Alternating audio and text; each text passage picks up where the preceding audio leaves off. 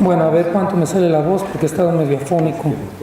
Yo le diría a María José primero que la soledad también no la sienta, es relativa, porque en realidad el cambio, lo que decía también Jorge, el cambio en realidad es algo que se va a dar en función de que algunos tomamos conciencia y vamos cambiando.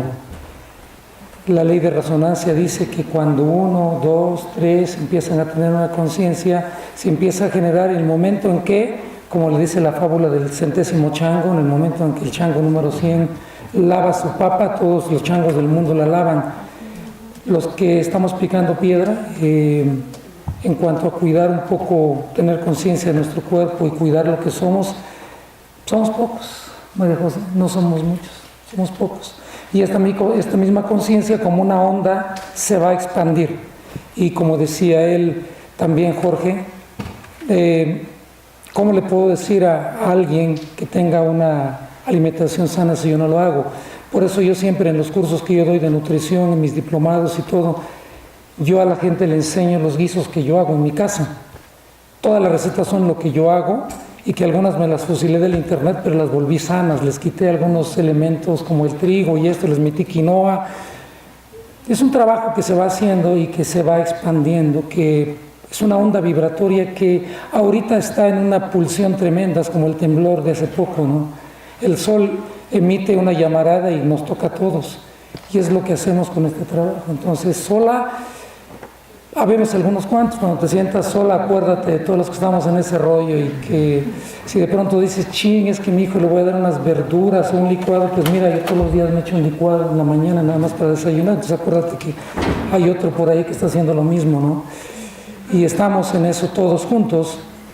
Decirles que aunque es algo trillado ya por los libros, ahora conocemos o comprendemos un poco más el mecanismo por el cual sucede. Antes no se conocía y había muchas teorías, y que si el neuropéptido Y, que si la leptina, y que todo un rollo por ahí, pero ahora se conoce de manera muy sencilla. Ha habido 2, 3 que se han metido en ese rollo, ¿no? El doctor Hyman, el doctor William Davis, el doctor Campbell, y gente como que ha tenido la capacidad de tener una visión un poquito alternativa, así como 10 grados, 1 grado, alejándose de la perspectiva general, para tratar de comprender este proceso del por qué llegamos al sobrepeso y luego a la diabetes. Cuando yo leí, al primero que leí, el doctor Ray Strand decía que cuando comemos una gran cantidad de carbohidratos se generan radicales libres en el torrente sanguíneo, y ponía una referencia, yo la buscaba y no la encontré. Dije, este libro está mal escrito, porque la referencia que menciona no está, o es un fraude, o el individuo está pues como lanzando al aire algo que no está comprobado, ¿no?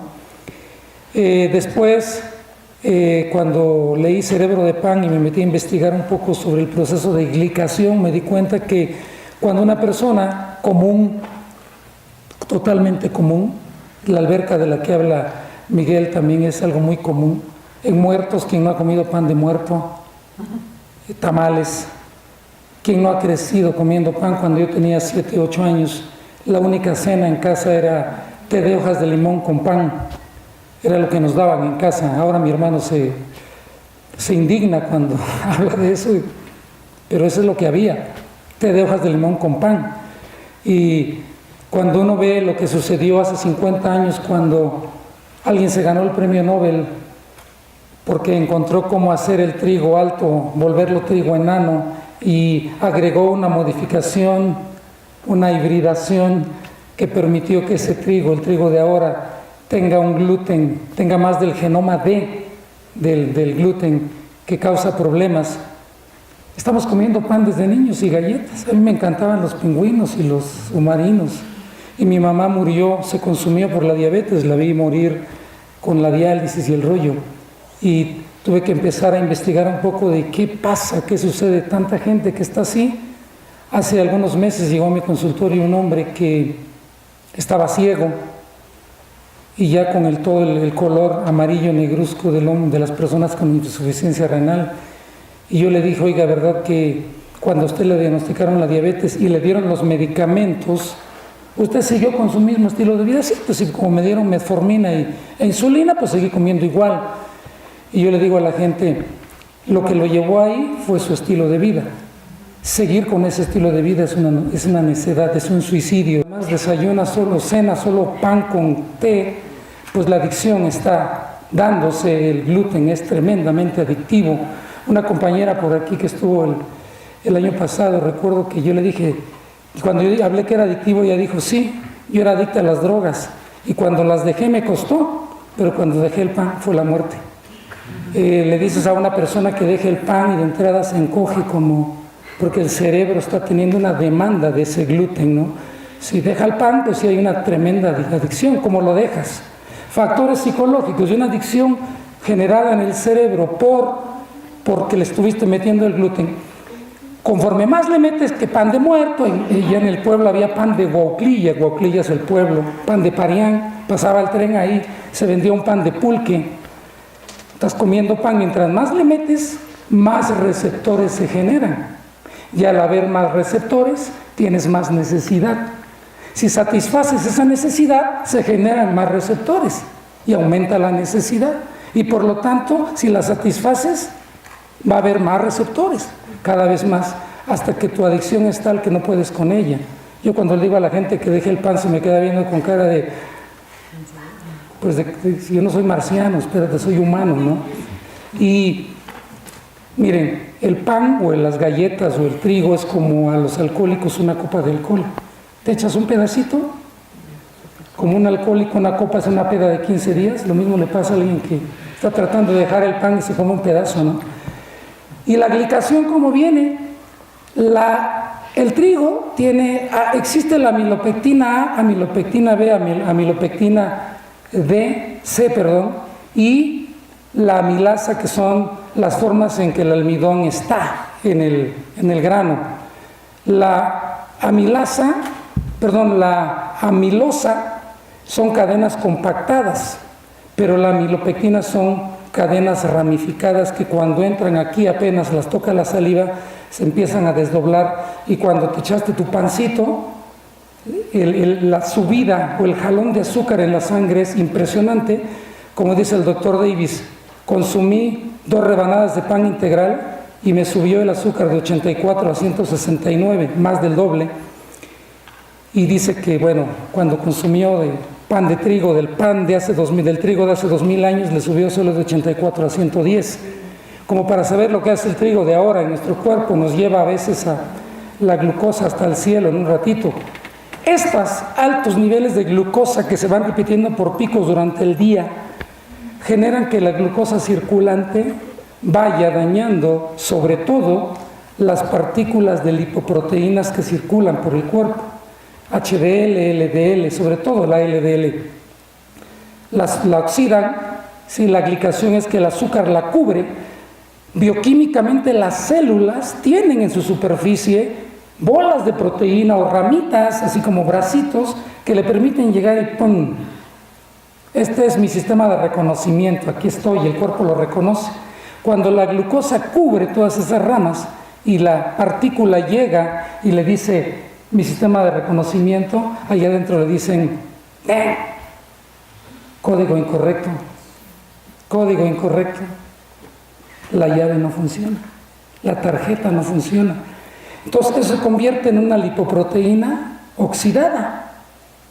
¿Qué tiene que hacer el cuerpo ahí? El cerebro líquido, el sistema inmune dice, pues fíjate que en el kilómetro 125 de la carretera corazón-hígado tenemos 1000, por así decirlo, tenemos 1000 lipoproteínas oxidadas.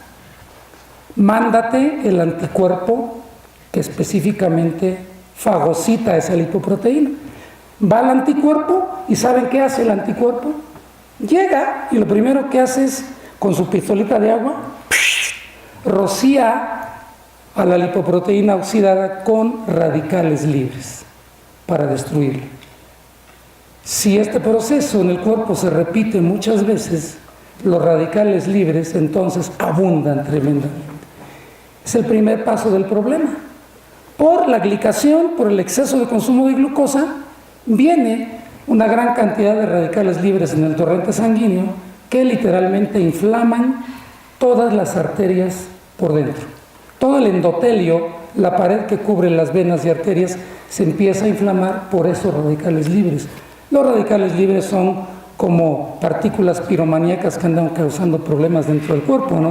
Entonces, yo decía que son como la manita gandaya, ¿no? Es como el soltero gandaya que llega y se encuentra una y véngase para acá, por favor, aunque esté ocupada, ¿no?